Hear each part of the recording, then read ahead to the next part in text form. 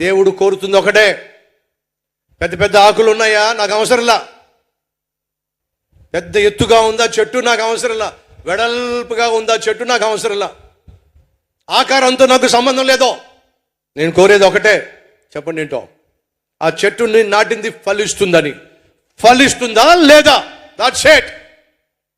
ఫలితం చూపించు. దేవుడు నీ దగ్గర నుంచి నా దగ్గర నుంచి కోరుతుంది అదే, ఫలితం, రిజల్ట్. ఆ రిజల్ట్ చూపించకపోతే దేవుని దృష్టిలో నువ్వు ఫలించని చెట్టువే. ఫలించని చెట్టుని ఏం చేస్తారో చెప్పండి. ఓ చెట్టు ఎండిపోయింది అనుకోండి, ఏం చేస్తారు? ముక్కలు చేస్తారు. ఆ తర్వాత ఏం చేస్తారు చెప్పండి? అగ్నితో కాలిపోతుంది, అంతేనా? నన్ను తగలబెడతారు కదండి. అదే అన్నాడు, నరికాయ్, తగలబెట్టేసాయి. ఫలించినప్పుడు వేస్ట్. దేవుడు ఏదో ఒక రోజు నీకు ఇచ్చిన బాధ్యతలను చూసి, నీకు ఇచ్చిన అవకాశాలు చూసి, అవకాశాలు నువ్వు ఆసరాగా తీసుకొని, దేవుడు నిన్ను నమ్మినందుకో, నమ్మి నిన్ను హెచ్చించినందుకో మరింత కృతజ్ఞత కలిగి, మరింత నమ్మకంగా, అరే దేవుడు నన్ను ఎంతగా నమ్మాడో, నమ్మి నాకు ఇంత అద్భుతమైన బాధ్యతనిచ్చాడు, ఈ బాధ్యతలను కానీ నేను నిర్వర్తించకపోతే, ఈ బాధ్యతలను కానీ నేను నమ్మకంగా న్యాయం చేయకపోతే దేవుని దృష్టిలో నేరస్తుని కనుక నరికేస్తాడు.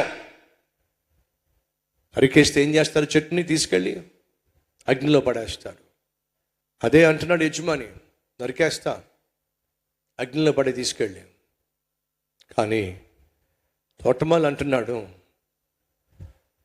1 సంవత్సరం. ఏంటట? 1 సంవత్సరం అంటే ఎన్ని రోజులు? 365 రోజులు. జాగ్రత్తగా పరిశీలన చేస్తే ఈ మాట మనం తరచుగా వింటున్నాం. నెబుకద్నెజరు ఫలించనప్పుడు దేవుడు ఎన్ని రోజులు ఇచ్చాడు? 365 రోజులు ఇచ్చాడు. దావీదు ఆత్మీయ ఫలాన్ని కోల్పోయి ఇష్టం వచ్చినట్టుగా జీవిస్తున్నప్పుడు పశ్చాత్తాపడడానికి తను సరి చేసుకుని ఎన్ని రోజులు ఇచ్చాడు?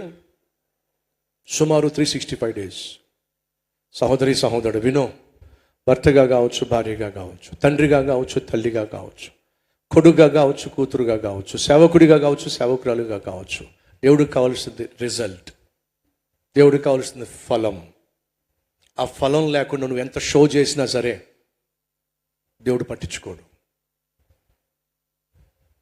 దేవుడికి కావాల్సింది ఫలం. ఫలించని ప్రతి చెట్టు నరికివేయబడుతుంది.